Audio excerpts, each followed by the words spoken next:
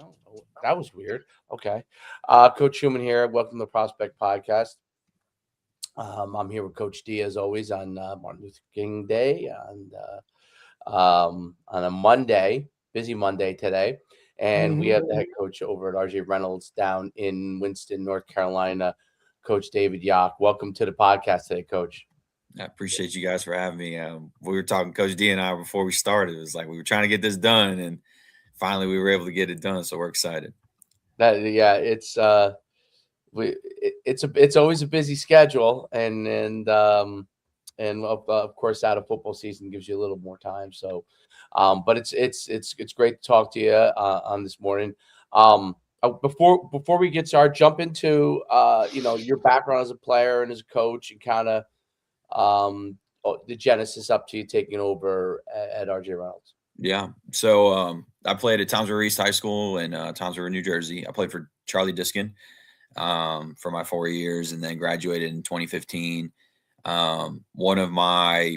was actually my offensive coordinator at the time. He played at Greensboro College and coached at Greensboro College for a little bit, and just getting to know him, building a relationship with him. He felt like I would be a really good fit for that place. So there was a off-season weekend. He brought me down to kind of meet the staff and hang around the guys a little bit. I had a little visit, and then I just loved it. So I ended up moving there. And my naive behind didn't understand financial aid and all that other stuff. So playing wasn't in the cards financially for me, going to a private institution and, still having some money to, pay. So I started working, and I knew I wanted to coach, so it was fine with me at the end of the day. So I got hooked up with it's another school right down the street from Greensboro College, UNCG, UNC Greensboro, and they had a club team, so I jumped on with them. I thought it was just gonna be like a, slappy manager guy. Somehow there were some staff changes. I got to be the office coordinator. I was 18. I'm like, yeah. I was like, dude, I don't know what I'm doing. And so, club teams funded by, who pretty much your staff and your student advisory board, right? So that they raise all the money. Well, our head coach was like a, multi-million-dollar businessman. And he wanted to coach football like his whole life. So we got lucky on that one. So, he kind of funded the whole program. We did that for a year, and I had so much fun, but I was so unprepared, and unequipped to be a coordinator at that time, really be a position coach. Like I had no foundation. And all I really knew was to just call the people that I knew from high school and just do the best that I could. Right. So after a year of that, I wanted to really get into full-time coaching, and I got hooked up with a new coach in town in Kernersville, Bishop McGinnis High School. It's a Catholic private school. And he hired me to be his quarterbacks and receivers coach. So we did that. It was a really kind of downtrodden school at the time, with some great years previously. And we had 23 kids on the team. Wow. And, yeah. So we were trying to figure it out. We had some like running backs playing guard. Like, it was dumb. But we had so much fun. The kids were great. And I really learned how to like coach that year. Because the guy I worked for, he was only 27 at the time, Coach Hackett. And he'd coach some big time programs. And he just taught me how to be like, just have fun with it. But like, this is what it's supposed to look like organizationally. And I felt like I had a good footing there. And then Coach Corio, who coached me in high school, moved back down to North Carolina. And he was already at Southeast Guilford. So I did a year at Bishop McGinnis. Coach Corio got me hooked up with Coach Tinsley at Southeast Guilford. And he hired me to be the quarterbacks coach. So I did a year at Bishop, went to Southeast Guilford. And my first year at Southeast in 2018, we went to the state championship. And I was like, dude, this stuff is easy. Like I'm sitting there at 20 and I'm already in the state championship game. We lose that game to Weddington. We played really bad, but I coached a great kid. I was very blessed to have that as my quarterback. Ryan Douglas was one of the best kids I've ever coached, probably the best quarterback I've ever gotten to coach in my life. He went on to pitch in Division II, and now he's at Charlotte now pitching. And he did a great job. So we did 2 years at Southeast Guilford. Second year, we went to the third round, I believe, and lost in the third round. So we had a lot of winning there while we were there. Mm-hmm. And then we got the opportunity to go to Mile Creek in Charlotte. Mile Creek's like at least around here is very recognized brand. They played a national schedule. Yep. Mike did a great job. Like Thad Moss was there, Marquise Williams, who played at Carolina. Big time guys were there. So we got the opportunity during COVID year to take that job. I came in as a receivers coach, and I did kind of about everything. I did the recruiting, I did wide receivers, I did quarterbacks. I was the JV head coach. I was JVOC. Then I became the offense coordinator my last year. So 3 seasons of just learning how to run a program. I got a front row seat. And I was 25, 26 in my last 2 years there. And I had so many hats, and I learned so fast.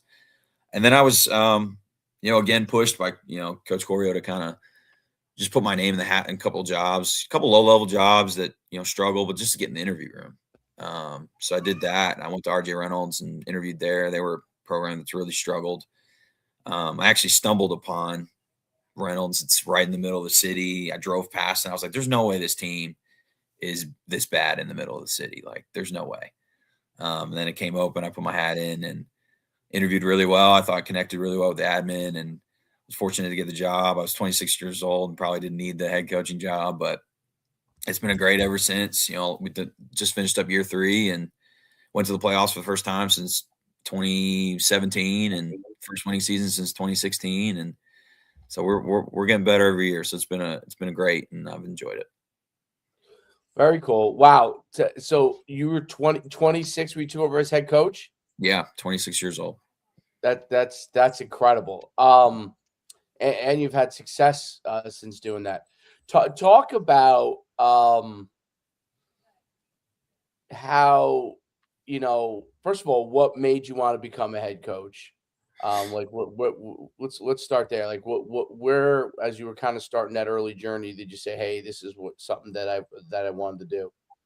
Yeah, I think being with Coach Tinsley for as long as I was and being around the staffs that we had, we were really fortunate. It's probably really unrealistic, the staffs that we had at the high school level. I just really enjoyed the organizational piece. I really enjoyed building the people. I probably enjoy that more than sometimes some of the scheme because I think it enhances the scheme in a lot of ways.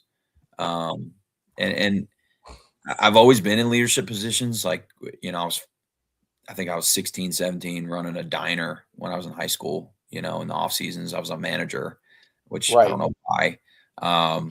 There was a water park I worked at over the summer. Yeah, we'll do any job, right? That'll bring something in, buddy. When you're at that age, like we'll just take anything that has some structure and gives a steady paycheck. So 100%. So I was running that diner, and then I became a supervisor at this water park in Seaside. I was running the foods department. So I was doing that. And then when I moved to North Carolina, all of a sudden I was bartending and key holding and restaurant biz. I was always in a leadership spot. Right. And I always liked leading people. I liked building relationships with people. And I think that's what being a head coach is all about. You build relationships with people, you lead them to be the best that they can be. And I've always really liked being in a team atmosphere. So I think that really pushed me. I was very fortunate to be around really good guys that gave me a good footing and good foundation, on how to build a program. And, I think I'm just building off of that, really. Yeah. I think that, when you took over as a head coach, talk about, how the responsibility shift was it for you, especially being young, what was some of the things that you were like, oh, okay, wow, this is what it is? And what were some of the things that you just thought, man, no brainer, just jumped right in, I was prepared for? Yeah. I think the easy stuff was being with the kids. Kids are easy. Right. They're resilient. They figure it out. They adjust really well. I was still, I was 26, so I can still kind of relate to them. I feel like they've passed me by now and I'm not that far in. That was the easy part. The kids are the easy part. You just had to try to get them to believe in themselves. What I really struggled with, I think early on, that was a big adjustment for me. I think I came from a staff that was always in the office working, always. And then I get to Reynolds and, the staff kind of blew up and I was by myself for the first 3-4 months. doing everything. That was really hard. And I got my first taste of like leadership is lonely. You know, and at that time you're just trying to gather as much data and information as you can of how this place works and why we've gotten here and how we can fix it. So that was probably the biggest adjustment. And I think the other biggest adjustment, I was talking to my wife the other night, like at the time I was really worried about fundraising. Like I had never had to fundraise on my own for a program. That was going to be a big adjustment for me, and how to do that the best that I can and make the most money for this program that we can and build it the way we want to. So all of that, those two things I think were the biggest concerns I had moving in. And it worked itself out. But those were like, man, I was not equipped for those things. Right. And especially, Coach, I think to piggyback on that, right, is like this was a program that was kind of different than ones that you had been at before, right? Like this was a little more inner city where, you know, just some of the things that you deal with in those types of situations are different than, look, every school has its challenges and has its, you know, dynamics that are different than other places. But a lot of that kind of sets it up where maybe that wasn't in place before. And now you don't have any framework or groundwork, right? And like you said, you're starting off and it's you for the first couple months, like literally just you. And you're just trying to get to know your team or just have enough kids on the roster to like formulate the team. And now to go into it and, okay, well, we can fundraise and we can do this and we can do that, but is that going to work here? You know, right. So, and I think that's one of the things when we talk to head coaches across the board, it's always one of those things that comes up that a lot of guys don't even think about going into sometimes even an interview process. And you get a non-football guy on that interview committee that says, well, how are you going to make money for this program? Or how are you going to make money for this school? Man, if you don't have that, you know, chapter in your binder, you're already sitting behind the 8 ball. I think now with technology and the way we can fundraise now, like you're not going door to door or selling wrapping paper or cookie dough or whatever some of that shit is. I think there's a lot of innovative ways that guys can do things. But I mean, just attest to that in terms of like where it was fundraising and where you had to go. Yeah, I mean, I was actually really fortunate when I came into Reynolds. The guy before me actually was a banker. So he didn't work in the building. So he knew a lot of people. He had a lot of connections. Like he had a connection to Champion. They had Champion uniforms when I got there. Like at one point, you know, I found them. You know, so he did a really great job of fundraising. I walked into an $8,000 account. Oh, nice. Which is great. Like for down there, right? Yeah. I'm trying to put it in perspective of like, you know, where we are. You know what I mean? Like certain programs and states and stuff like that. Like we're talking money of size and all that kind of stuff. Like we know football is extremely expensive across the board. And to walk in with something in the green, like I was right. Yeah. You had positive, right? Yeah. So I was like, all right, man. Like I could do a little bit of something with that. So I had to make some plans about how we're going to use that money, but then also how to supplement, right? And like you said, technology has made it so much easier. You know, and I don't have to work very hard with that as much as I thought I would. I'm very fortunate. Like we were talking before the show, we got a very strong alumni base, and all that is just building relationships with those people that really care about our school and want to see us be successful. And I think you got to, draw this picture for them of where we're going. And another piece of becoming a head coach that people don't understand, like you got to connect with that alumni.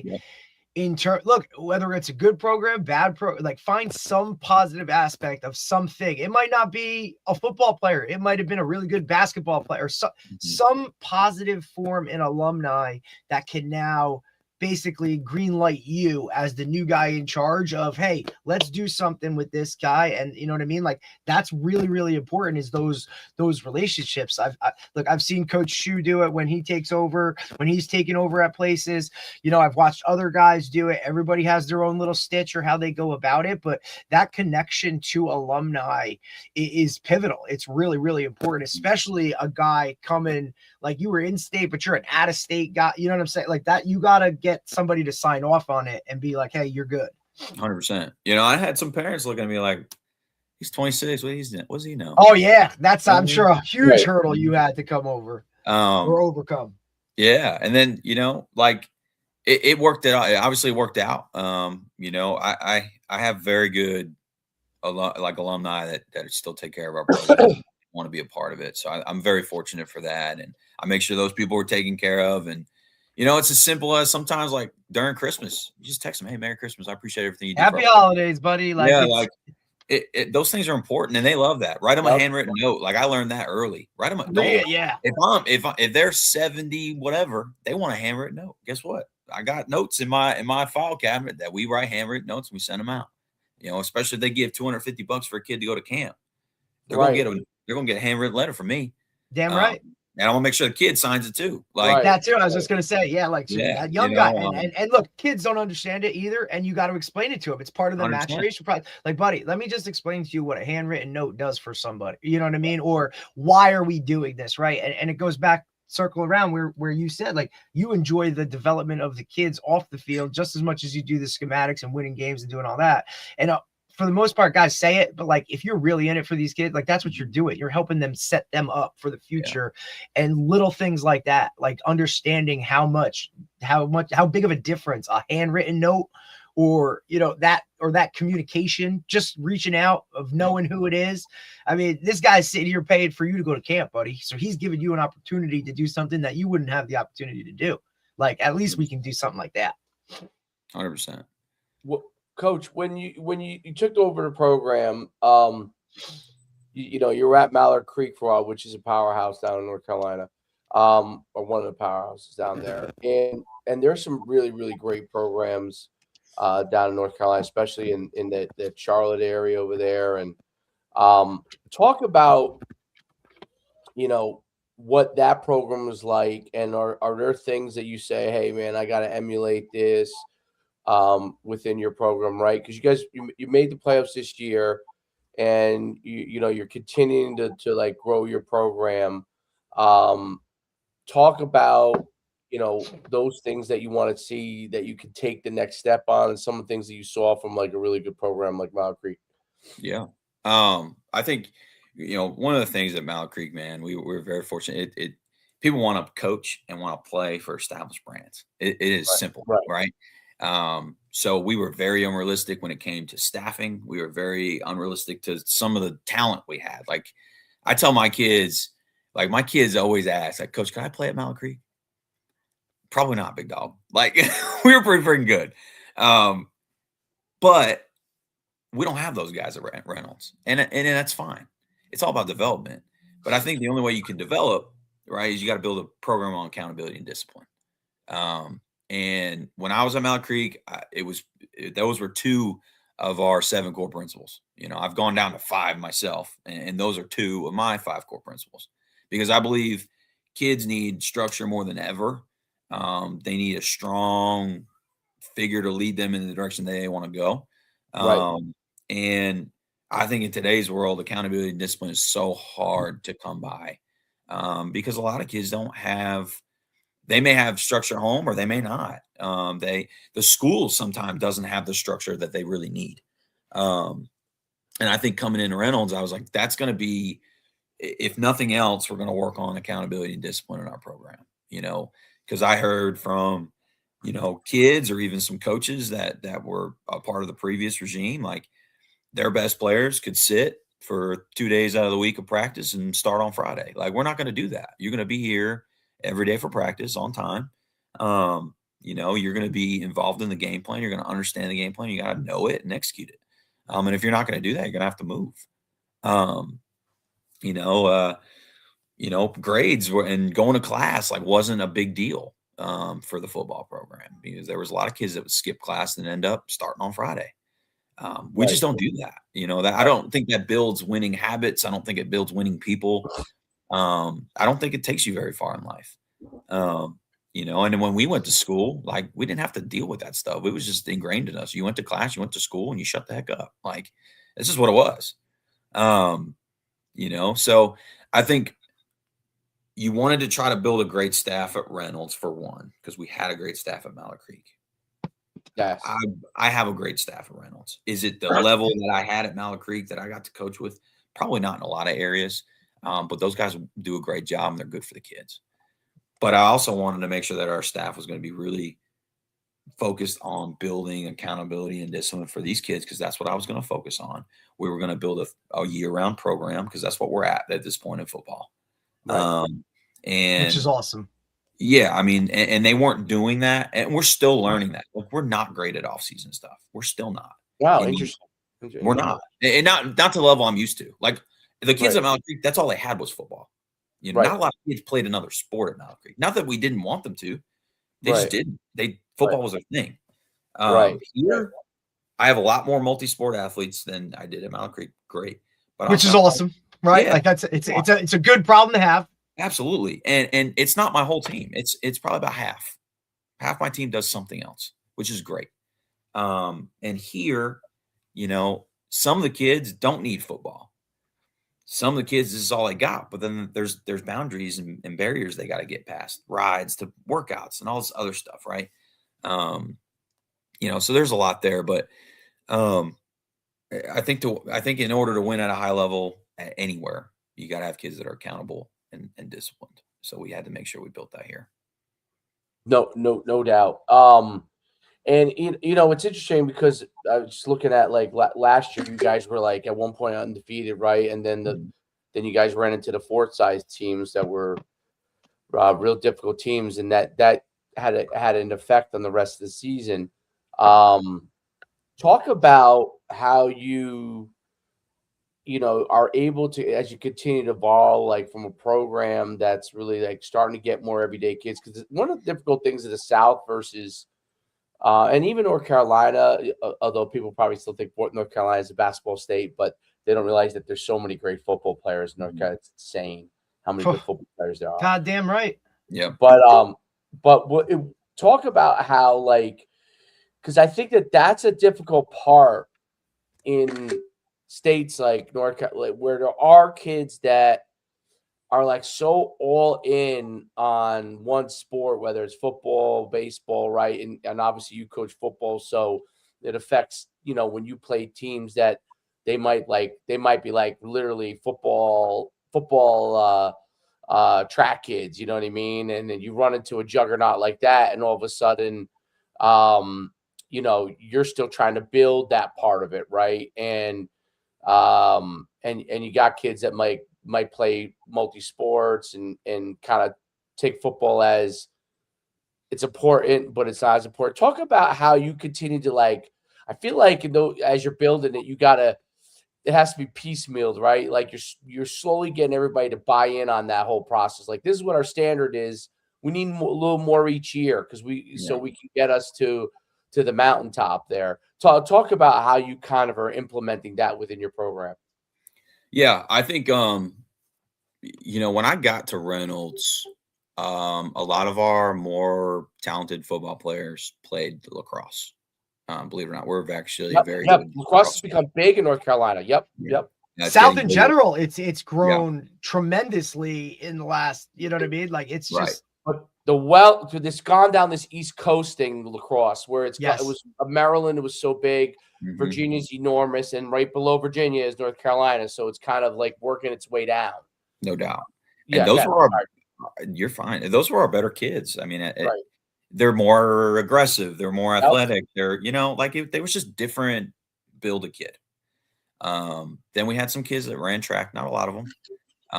And then I was never successful. I'm still having a hard time with basketball kids. They don't want to play football. Now our JV basketball team is pretty much, except for maybe 3 guys, are my guys. Right. They're freaking dogs. Like, and they get after it. And they're fun to watch. I can't get any of the varsity guys to come out. Interesting. Because they're all basketball. They don't want to. Parents all day long basketball, right? Yeah, like AAU all off season. They can't lift because it'll throw their shot off. Like, you still gotta pat, like, buddy, this is not what we're talking about. Like, it's not the same thing.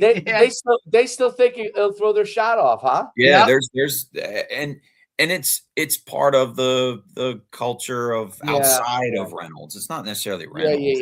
No, it's not the school itself, because I'm sure there are other head coaches dealing with the exact same thing you are, coach. 100%. Like, There's no doubt. It's just sometimes it's what's ingrained in them. It's what their parents know. It's what everybody surrounding them know. It's what the club coaches do and are saying and telling them. And, you know, hey, this is your shot. You only got one opportunity, and, you know, all that kind of, you know what I mean? Like, it's just that, it's that mind game that they play. And I think we've gotten better with those basketball kids as we've gone. Now we're at a point now that we started winning a little bit. They're like, that brand new stadium we got out there and all those nice uniforms we just got, man, I might want to be a part of that. And that's fine by me. Like, if that's what gets them interested, that's kind of part of the deal. But like, those kids would help us in a heartbeat. But at the same time, I look at my kids, you know, and I always ask them, like, what are you doing in the winter? What are you doing in the spring? I'll probably just lift. Let's be honest. You're not lifting that hard. Okay. I've watched you for 2 years now. You ain't lifting that hard. What are you doing in the winter and the spring? And they're like, well, nothing. I'm like, why don't you go run track? Go play baseball. Go go play lacrosse. I don't care. Like, go do something. Go compete. Like, at the end of the day, just go compete. Yeah, I don't care. Go compete.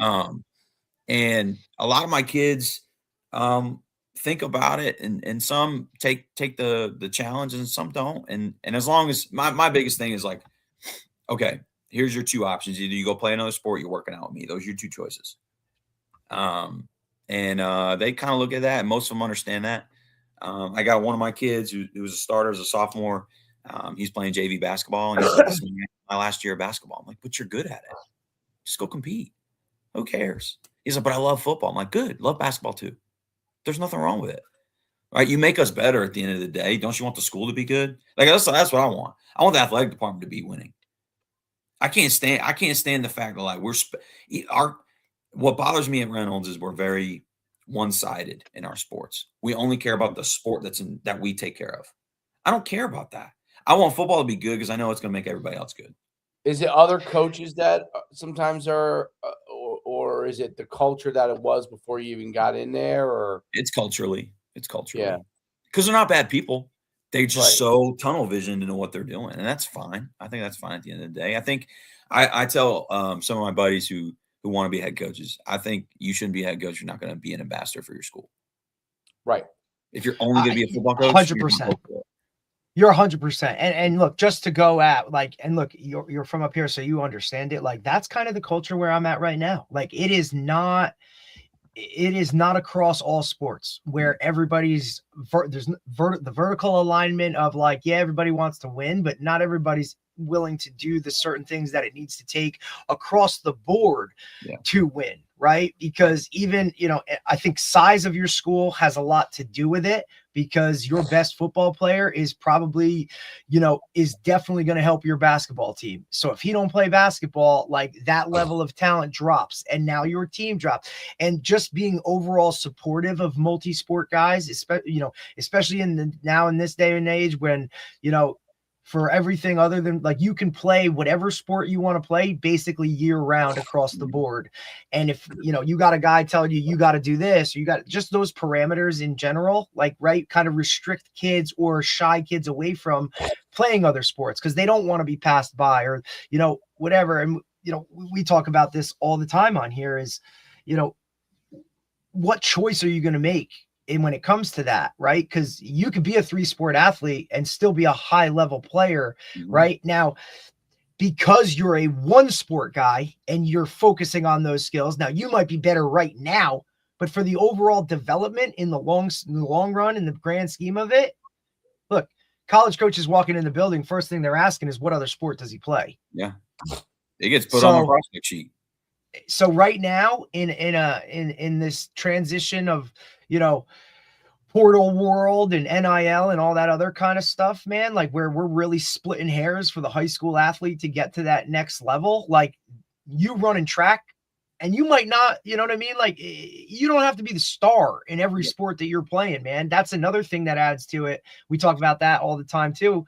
Just playing a different role or understanding a different role, right? You might be the star basketball player, but now you're, you know, coming on, you're playing one way, special team, you're a teamer guy, right? But you now understand that, or vice versa, right? Like you're the starting quarterback, but you're the 7th guy in basketball coming off a bench. How do you handle that, right? That mental fortitude that it takes to kind of not be the man, because that's what college is, right? Everybody's the man when you go to college. And now how do you understand that?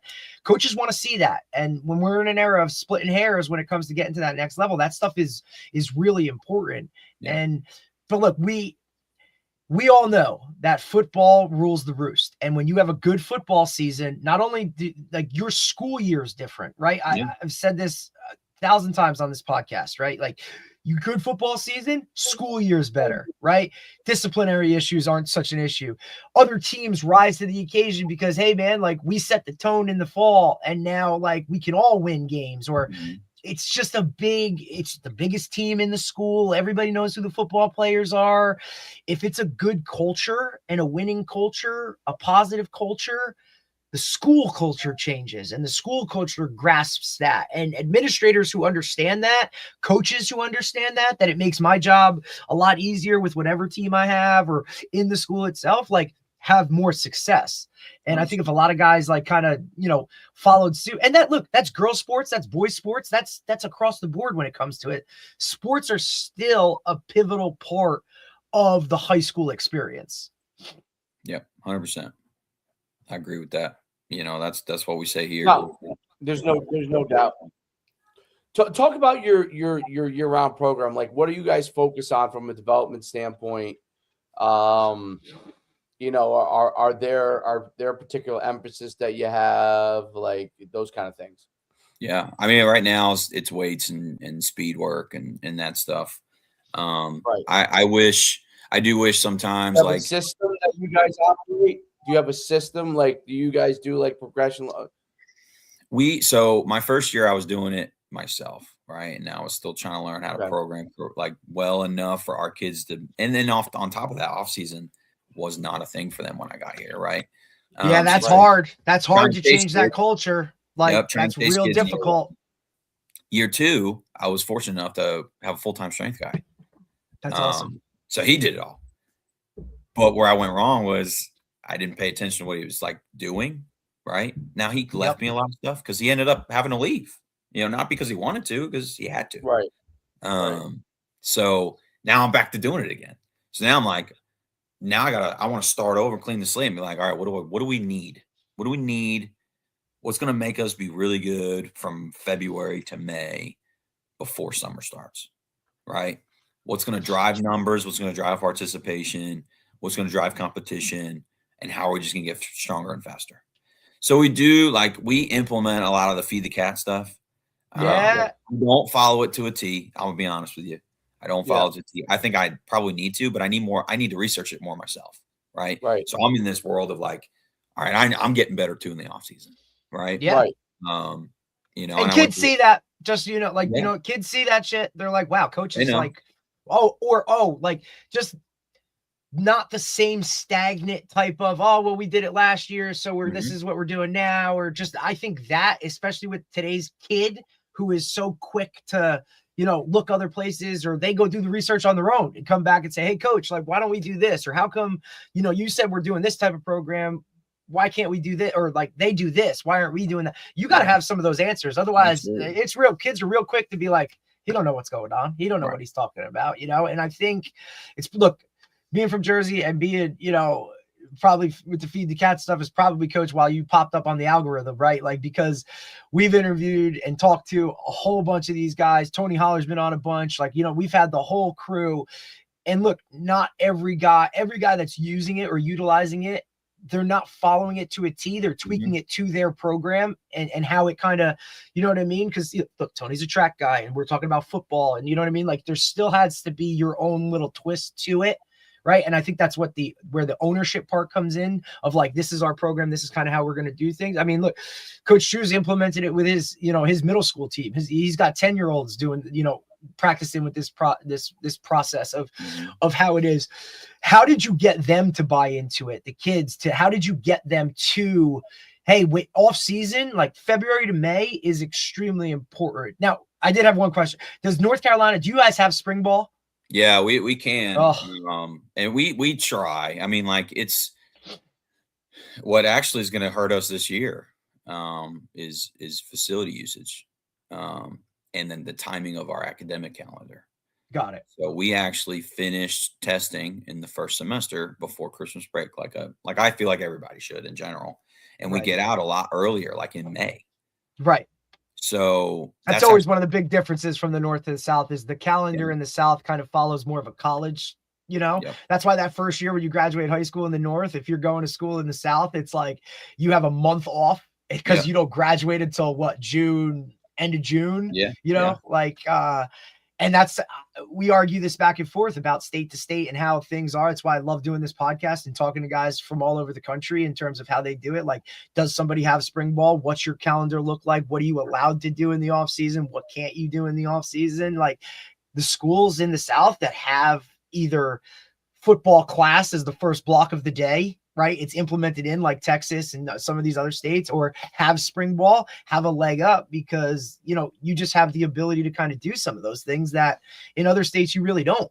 And the calendar comes into it. So when you're talking administration, vertical alignment, everybody wanting to get better, that stuff all plays a role into how we can work this or how we can make it the best for our student athletes where we're at.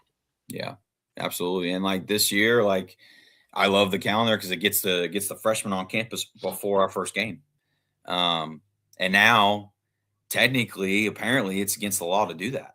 You can't have this calendar, which is news to me, right? So now we're going back to the old calendar. We're going to start later, or we're going to start. With, like, during the first week of like games. We're going to be, already. It's your first week of school. Yeah, it's like so those freshmen that couldn't have a ride all summer are going to be late. Do you close the door on those kids? No, probably not. You just let them try to figure it out as best they can. But then, at the end of in spring for this year, normally I get the last 10 days before exams start, and that's what I do. I do the last 10 days right before exams, and that runs into baseball playoffs. That runs into lacrosse conference tournament. We're hosting the lacrosse conference tournament on our turf. So then where else do I practice? Well, I'm supposed to practice on the baseball field because that's where we've practiced for years, 100 years. Wow. Yeah. And I can't do that because they have games still. We don't have grass practice fields. Our facilities are inside a park. We don't have, like, we're in the middle of the city. So like, we don't have all this. Yeah. You have a very specified area for play. My first 2 years, we had practice on a baseball field and we painted it every week. And that's just how it was. Then we get the turf and all summer long, it's ours in the morning. But then you get to the fall. Well, it's everybody out there, and field hockey's got games. And there's days a week we got to go back to the baseball field, so you can't do 2-minute drill. You can't do all this other stuff. Right. So that throws into a wrench for spring ball. So I'm going to get really uncomfortable this spring, and we're going to go in the morning. Well, what does that do for the kids that ride the yellow bus? I don't know. Right, because it's not like it's not now like administration is going to say, hey, coach, hey, can I get an early bus? Like, it's not going to work because we got a bus driver shortage. So it's like, all right, well, we're going to roll. We're going to try to get as many kids as we can there, and see how it goes. Now, I know I referenced it before. Is your school calendar, do you have a block where it's football or athletics or any of that? Is that built into the school schedule at all? We have tried very, very hard to get that done. My principal is pretty, I would say, solid. He's solid. I mean, he's very supportive of me. He stays out of the way. He lets me kind of just handle my guys as best I can, especially with discipline and stuff like that, which is huge. Awesome. Very supportive. He does the best that he can for me. With all the things, we're an art magnet. So you got 3 different political parties he's got to take care of: academics, athletics, and arts. And he tries to keep them all happy as much as he can. And that's really hard. So he rarely tells me no if I can get it done on my own. So I've tried to get a football weightlifting class, and he's never told me no, but it never gets done. Right. So he tells me now, like, you just got to monitor it, make sure it gets done. And he's like, I've never told you no, coach. Like, if you want it, you can have it as long as you can make it happen. So now I'm working with another department, which those are things you don't think of as like an assistant going to be a head coach. You mean I got to work hand in hand with the guidance department to get what I need done? Like, you don't mean the principal just says do it and go? No, it's just not how it works. So we don't necessarily have that right now. Do we have a full day of weightlifting classes? Yeah. Is it honors credit? Absolutely. That was the best thing we've ever done. That's awesome. Yeah. And it's driven numbers, which is good because now you can't look at me and go, well, I'm trying to be the valedictorian. Well, you can and take my class, so we have guys lifting during the day. We don't have our whole team lifting. This year, we're going to try again and try to get it done as much as we can. And see how that goes. But, we could do so much if we had that football class. Right. Meetings and individual time and all kinds of stuff we can get done. Right. So we're going to keep working on it. No doubt. I mean, those are all things that are like, it sounds like you got to have a long play approach to it all because you're going to get your things you need in pieces, and where some places are getting it right away, right, or have it right away, and that's always difficult because you got to figure out how to work around things and all that. I think that's that's a big part of continuing to obviously evolve the program, and I think that I mean, you made the playoffs and you're on the right approach. I think just keep continuing to get those guys to get into workouts, improving. Like I don't know. Do they play? Like do you guys have the ability to work with them in the off season? I know North Carolina's weird with some of that stuff. Like you can't be near them. Like you can't go if there's used to be if there was like a combine, like you couldn't coach that combine if your kids were there or some shit like that. Yeah. But I don't know if they changed all that stuff now. But I think that are you able to work with them like skill stuff in the off season besides just speed and strength and those kind of things? Yeah, absolutely. Okay, we cool. can. We absolutely can. A lot of my coaches are doing other stuff too. So right. That's always the work. big thing too, man. Like it's really hard to get assistant coaches nowadays. Like I'm always in awe of how Coach Shu had, coaching 10-year-olds has like a full staff of guys that are volunteering their time. Like there's no money attached to it. And those guys are still there every night and they do that extra work for it. I mean, to me, we do workouts on Sundays with them. Yeah. I mean, and this is, it's wild. Well, I think part of it is like, I mean, one the town I'm in, because obviously I've coached and Derek has coached me. We've coached at places where football wasn't that important. And you had to build it. And then I've coached at places where it was important, right? And with my youth kids in my son's group, football's important to the people there. You know what I mean? Like it really is. So when there's a culture in the town, that makes when you start to make some things that you'd like to demand to like create standards and stuff, there is a cultural aspect to help them understand. And the only reason I say it because I've coached in places where there was none of it, right? And you had to build it, right? And when you have to build it, there's beauties to both sides of it, right? When you have to build it, once they get on board, they see it. Like you kind of get like a rocket ship thing going on. When you have a culture to begin with where football is important, those people have standards too. So you got to recognize that you need to make sure your standards are even higher than their standards. And because otherwise they're going to push you the heck out of there. So, and not at youth football, but I'm saying like in the high school, I see it. Like I see it with the public school and the private schools that are around us. Like everybody around where we are, they have standards of where they expect football to be. And if they don't feel that you're pushing, and part of that is, in the new world, right? Like knowing where you're at, where you can push more progressively, like obviously you have to do, and where there's already like let's say Mallard Creek, right? If someone comes into Mallard Creek and they push less, like it's going to be hard for that guy if he doesn't win, you know what I'm saying? They're not going to accept it, you know what I'm saying? Because there's been a tradition there, right? So knowing the place that you're at and what the standards are and you always got to be way above, in my opinion, what they are. But if you and you have to have your own standards is what you adhere to, and that should be really high to begin with.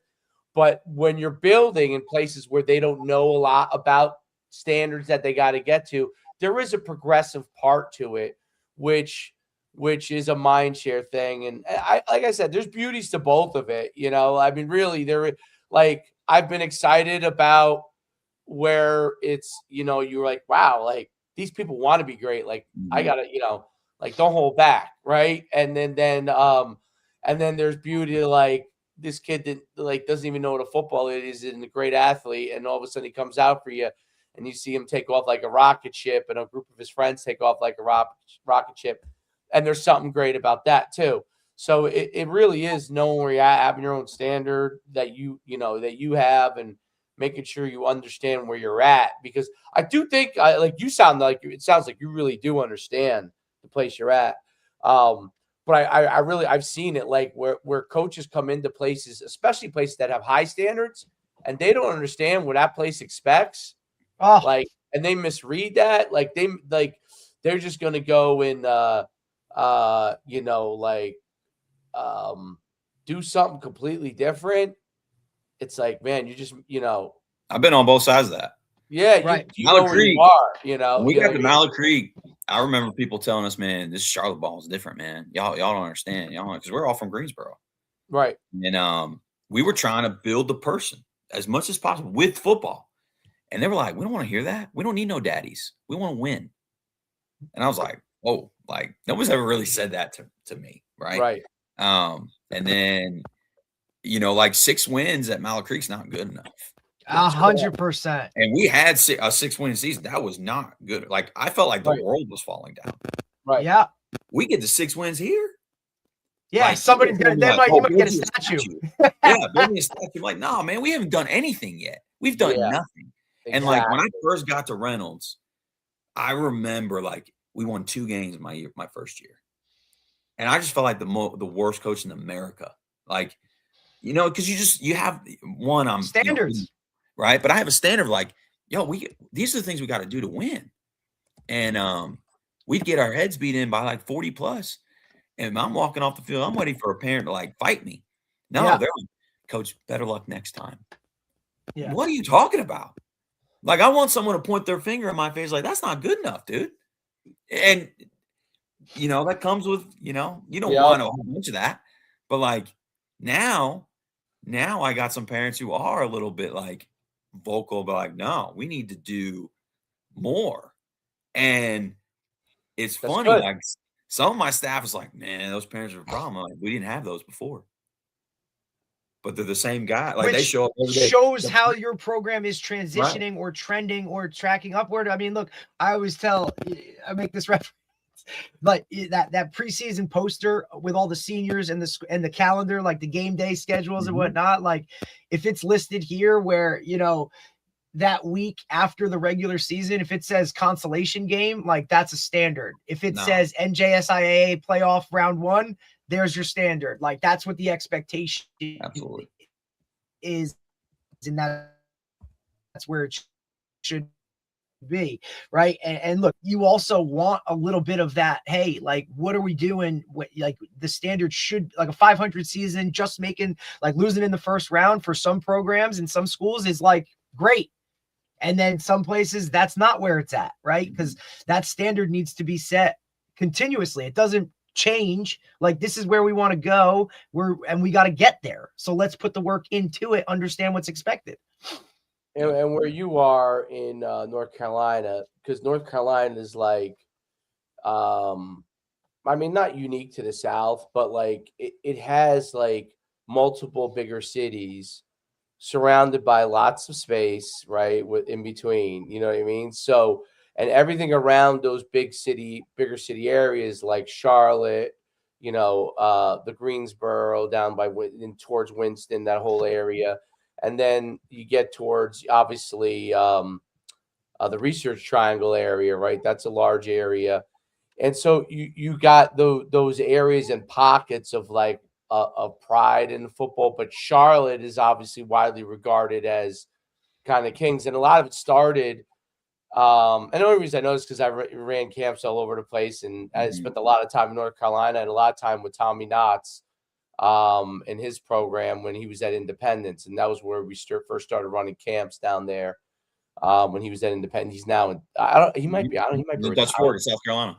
Is he still at Dutch Fork? Yeah, he is. Won another one, I think. Yeah. I mean, so Tommy, and it's it's not like just no, I don't know him like in and out, but like we would talk, when we get around to when he would run, the camps and stuff, and he was always great, but like everything, like he was always like on point and like have things set up for you and move quickly. Like he didn't even have to be there really, to make sure everything was set for you. But what he did with Independence really took Charlotte. Like football was always good there, but it took the prominence of Charlotte football to a whole nother level. And Independence was a unique place where at the time, I don't know if it's still that way, but like he was able to bring players in from all over the place, which gave him a unique advantage, right? Yeah.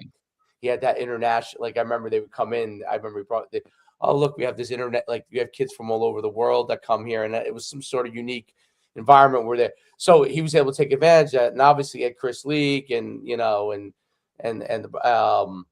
Nicks. Brother.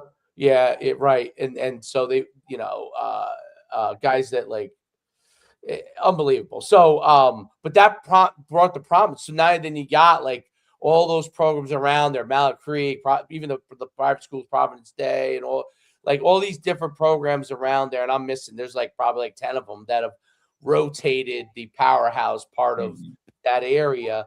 And when you're in a different area and there's certain programs that are good, you're right. Like, they don't realize that, like, no, like we're good, but like this area over here, like they're in a war every single week to try. Like, if they don't have a great season this year, their players are going to go over here next year, right?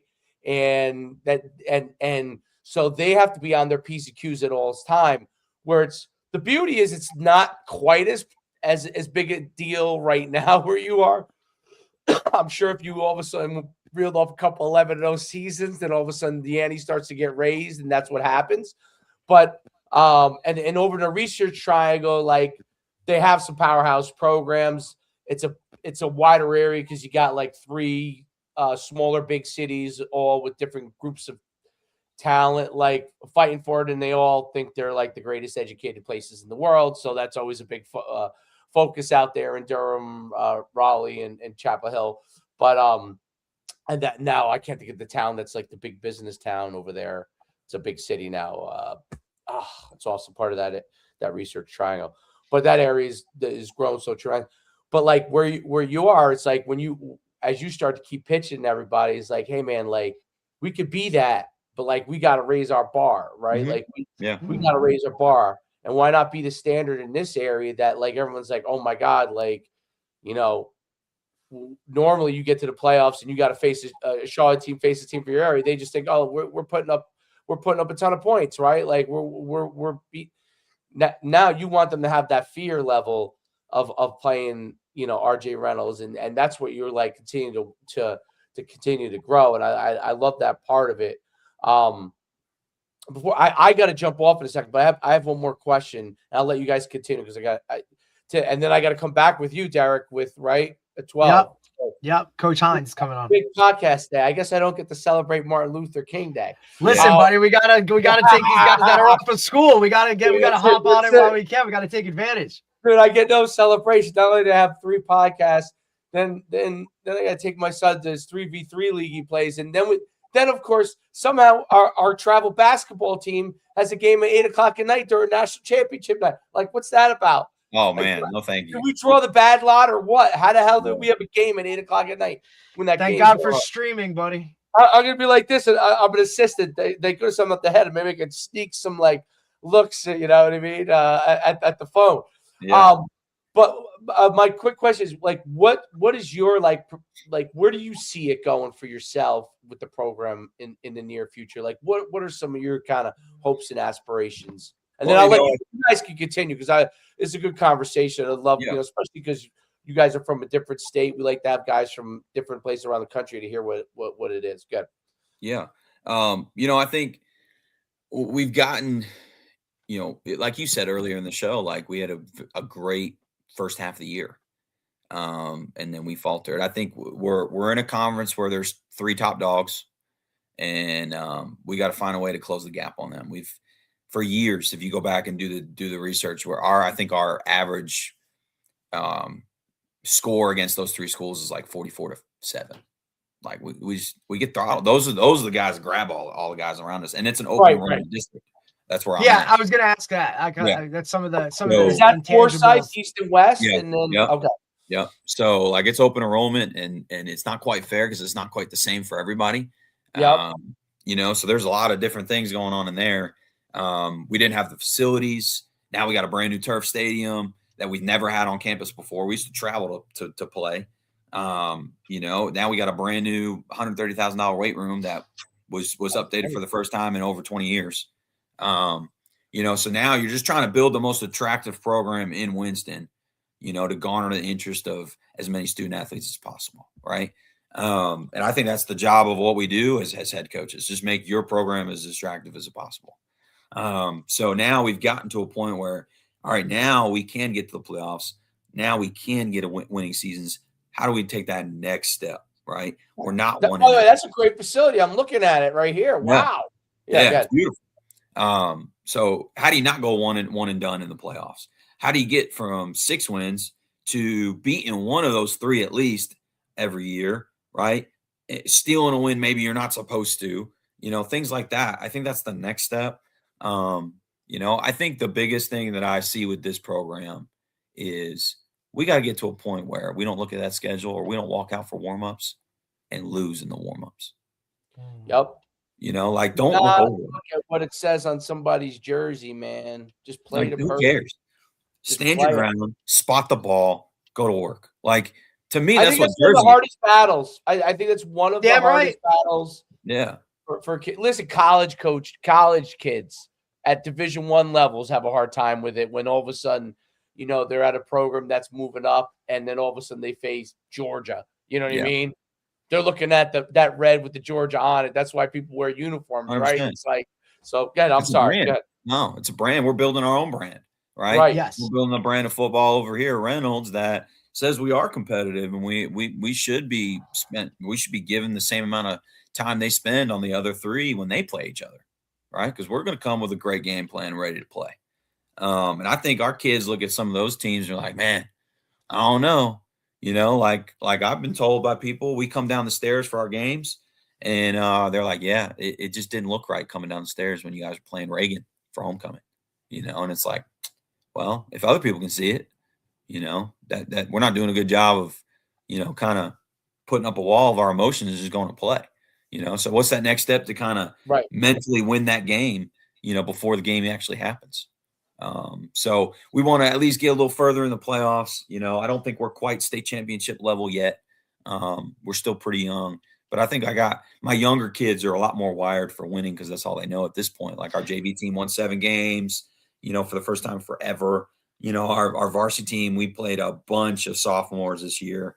And that's just what we're going to roll with those guys and try to do the best that we can as we move forward and continue to build a program that everybody wants to be a part of.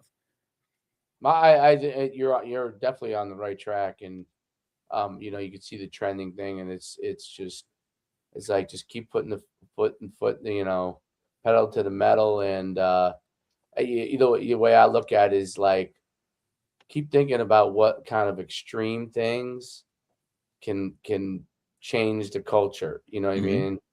Like that's always one of the things I always used to try. We didn't talk about it, but I've coached some bad places, and would make what you've had to take over look like, I'd be dancing in the streets if I had to take over that program. So, and I've taken that said team to the state championship 5 years later, right? So, and it would be a movie how bad they were to where they went to, but it was one of those things where I had to like pick and choose. I wanted to pick and choose extreme areas where I would like test them and just see, right? And then I'd fail at it. You know what I mean? Like, like you test them and it's like, damn, they didn't respond. You know what I mean? And then test them again. Man, like 10 of them responded. You know what I mean? Like not the whole team responded, but 10 of them responded. Wow. Overwhelming majority of them are now responding. Now we got a chance. Like now we got a chance. And if we can get, 99 out of 100 guys to respond, I can figure out who that outlier is and just not put that guy on the field. You know what I mean? And make sure that, and then eventually, obviously you get 100 to 100, you're going to win the state championship. So that are willing to respond. But I think it's those extreme elements. Like I was, I came from, I'm much older. I came from like traditional stuff, but I happened to coach in some great systems, like between run and shoot and the Navy triple ops. So I was exposed to some really good stuff when I was young. But as far as a system wise, like I did have to figure some of it out on my own, even though I had great mentors. And one of the things, because it was very few people I could talk to about like, have you ever experienced this? Well, no, they were like, I would never take that job. You know what I mean? Like that was usually their answer. So I was like, I got to figure it out. And then what I really started to do was just watch college programs that did like, man, guys would be like, hey, I put the ball on the 5-yard line. We got 5 minutes to score 6 touchdowns. Let's go. Like, and just let them battle. Like now people come to practice like, oh my God. I'm like, yeah. And you know what? We were doing it at one point, doing different things like that once a week, right?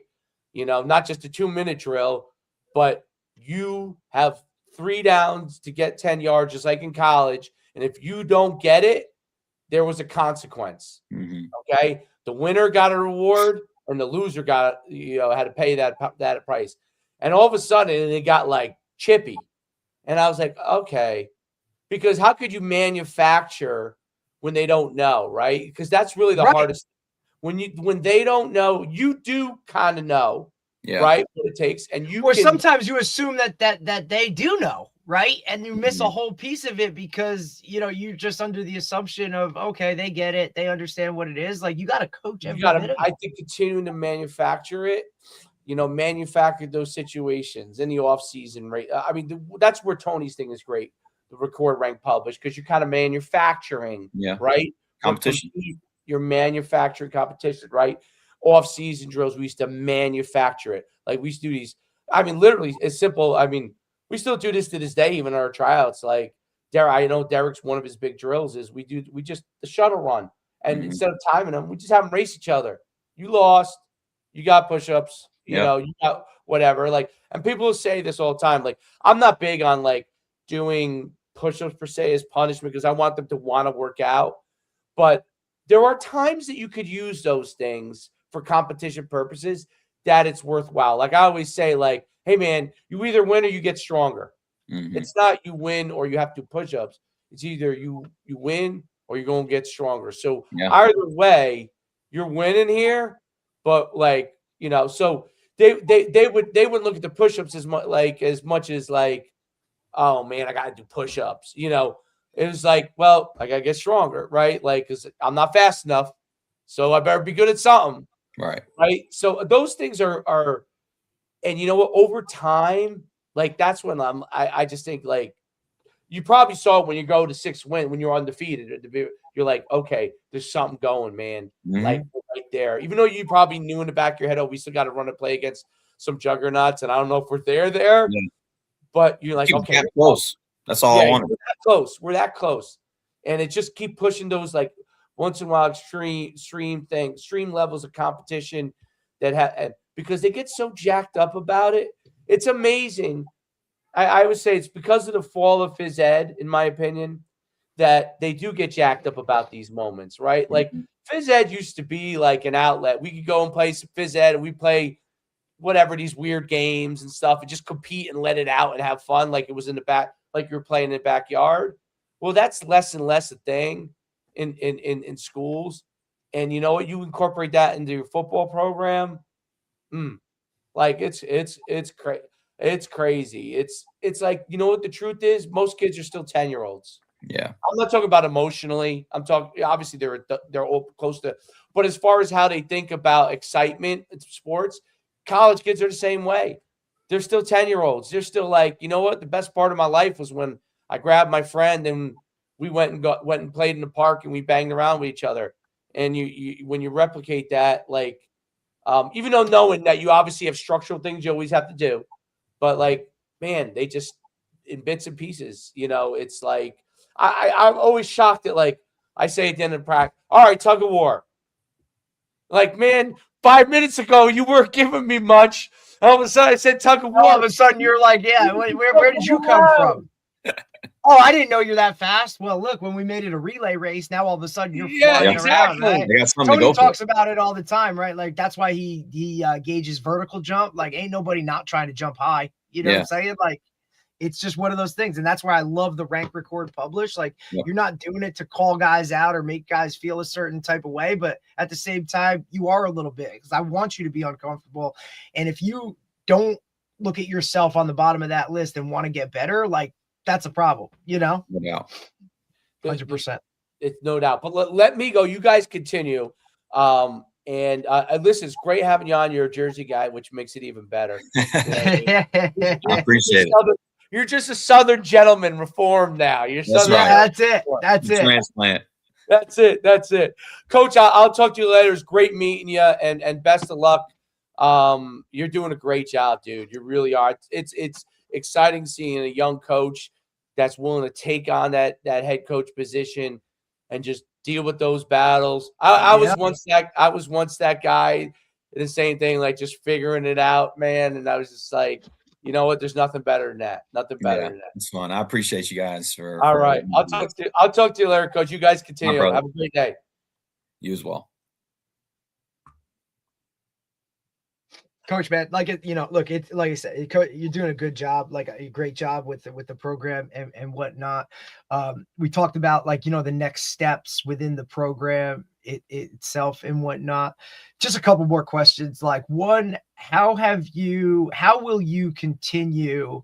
And I know you touched on it a little bit, but if you could go in a little deeper, how will you continue to grow your program in terms of, how do we increase our numbers, right? And, I don't know the structure of it right now. Like, what's your total roster size? How many guys do you have on the team? How does it break down? It's fluctuated. So my first year was 74. My second year was 89. And then last year was like 74 again. We have not had a rich history of high numbers, even at a 7A football program with 18. Is that the highest classification in North Carolina? Yeah, it's the second highest. So the top 32 ADM team, like schools, are 8A. A lot of those schools are like 2,000 and plus. Right. So it'd be like here in Group 5, like a Group 5, like a Toms River North, Toms River. Like, those are the guys that are, you got your biggest classification. Public, private, does that fluctuate? How does that, are they in their own world? Are they all lumped in with you guys? No, it's not really a thing. There's a couple of private schools that play in the public league, and then the rest are play in the private league. Got it. And obviously even playoffs, like, you're not all lumped together. They play their own, so or like, you are. Charlotte Catholic plays in the public league. So they'll go to the public playoffs. It just depends. You got to sign in to do it. They've left before and they've come back. A lot of the schools stay out and do their own thing, and that's fine. I think there's a lot of flack with that here, and all that stuff, because they can kind of recruit.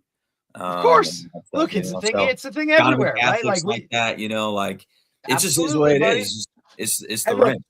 Being somebody that coached in the big north, up north at Bosco, for a year, to understand that world, right? Like, they all, like, it is what it is. You know what I'm saying? Now, moving down here, like, it's not that big of a thing, because there's just not that many that can kind of, or the resources of whatever it is. Like, it's just not it's not as big of a thing where I'm at now, right? Especially within this conference itself. I mean, you only really have Donovan Catholic, Red Bank Catholic, St. John Vianney. Two of them are, Monmouth County. So if you're thinking of going privately, you're going to have to really make moves and really dive into that. Right. What we have seen here in Jersey is, like, a lot more of the southern schools, like South Jersey, like Philly-ish type area, those bigger regional schools where you got 3-4 towns that make up, you know what I mean, like a high school. They've gotten a lot better because their talent stays, because there's just not many options to go to a private school. Whereas up north, you know, you throw a rock and it's Don Bosco, Bergen Catholic, St. Joe's Montvale, St. Peter's, like they're all within a same distance. You know what I mean? Like it's just, it's different when it comes to classification. And then in the playoffs, like they go and just play each other. You know what I mean? So they beat the hell out of each other. There's something to be said. They've tried to do things in the state. Like if a public wants to go play a private regular season, like they'll give you more points towards the playoffs and increase your whatever. But you know, it is what it is. Like, it's just kind of part of it. Yeah. I know with the open enrollment thing for you, right? The making your program more of an appeal, like, right, facility wise, wins and all that, just attracts more eyes or deters guys from going other places.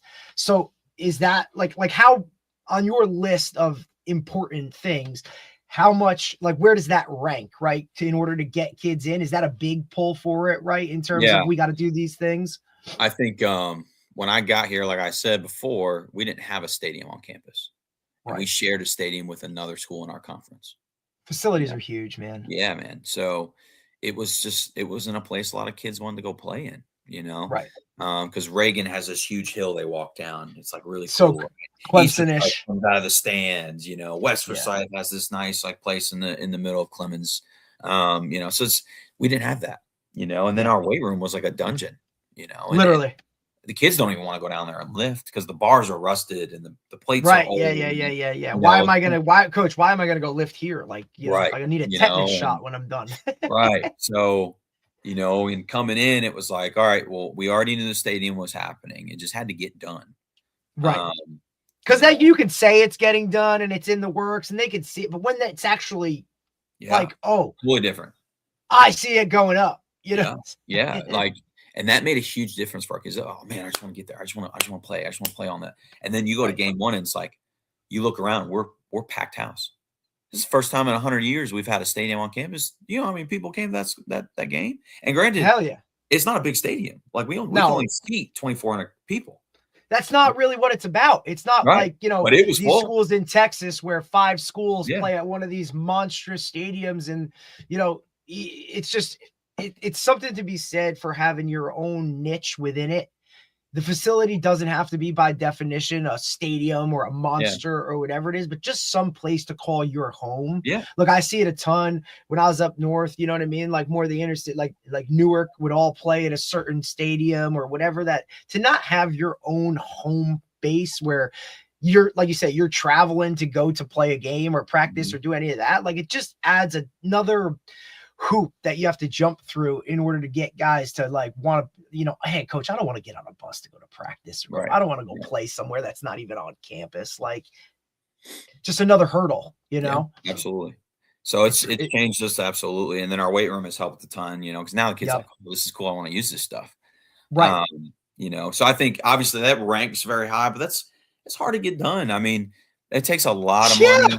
You don't like we're in a huge budget deficit and deficit. A lot of vertical alignment, man, where it has to come from the top and those people signing those checks and understanding what can come of it. Right. It's a lot, you know, and here you are just trying to coach high school football, but that's a pivotal part to getting the success on the field is all of the off the field stuff. I think that's what really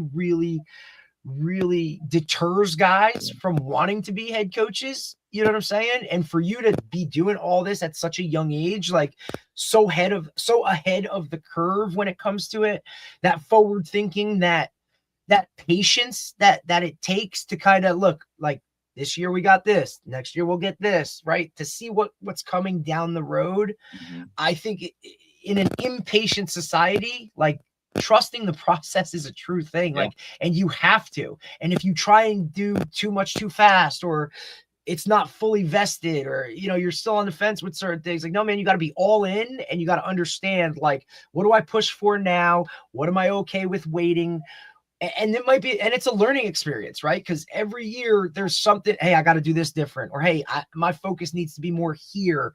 My staff needs to do, you know what I mean? This or that delegation of, hey man, like you can't always be the guy trying to do everything or it's just not going to work. So I think that's like at such a young age, man, like you really got it going and humming. And I hope, and I think that everybody is, they see it. Right. And now each year will just be more of a, okay, check this box, check this box, check this box, and just continue the process, man. I think it's awesome. I really appreciate you taking the time, man. If there's ever anything, that we can do for you, please let us know. If you ever do venture back north, like God help you, but like, if you ever want to sit down or do anything, just let us know. But what we usually do at the end is like kind of give you a couple, give you a little bit of your time to either plug something if you want to, or just, kind of bring it all together and leave us with a little something before we let you go. Yeah. I mean, like I said, just appreciate the opportunity to be here and talk with you guys. It's always nice to connect with some Jersey people. I don't got anybody down here that knows what we've been through, right? Yeah, man. So that intro usually gets everybody. They usually start bumping. They're like, "Oh, what is?" Like it kind of like it's that Jersey feel right in your face, No like doubt. to just start the whole thing. So we usually get a little something like, "Oh, you guys are definitely from Jersey." No doubt. Yeah. So I just appreciate it, and I think football is just a great sport. It's one of the best things that have happened in my life. It's I think giving back to the sport is what fuels me every day. I had great coaches. I've coached with great coaches, and coaching is a really needed commodity, I think, in the world. I think it's underappreciated in a lot of ways. So if you are coaching, man, do it for the right reasons. Do it for the kids. Give them a great experience, and they'll always pay you back by giving you a great experience. Because I think that's what's happened to me here, and jumping we learn in. just as much from them as they do from us, man. 100%. So appreciate you guys, and good luck to you as you go through the off season, and hopefully we all get a little bit of success this year. Absolutely, Coach. Hey, man, I appreciate you taking the time. Look forward to keeping in touch, and like I said, if there's anything that myself or Dave or anybody else can ever do for you, man, please let us know. Absolutely. Thank you, Coach. All right, man. Have a great day, man. Good luck. You as well. All right.